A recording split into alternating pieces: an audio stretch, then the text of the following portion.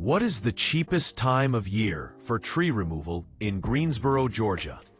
Most pros say the late fall through winter months, roughly November through February, are usually the most budget-friendly times to remove trees.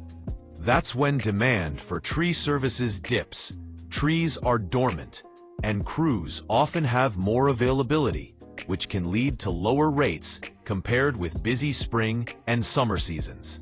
Winter removals can also be easier without leaves in the way, and sometimes firm ground helps crews work more efficiently.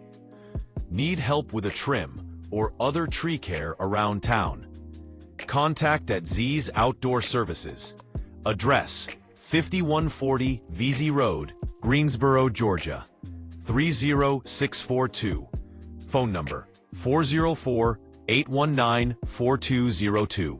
Website: veazeyoutdoorservices.com. If you enjoyed this video, please support the channel by liking, sharing, and subscribing. Thank you for watching.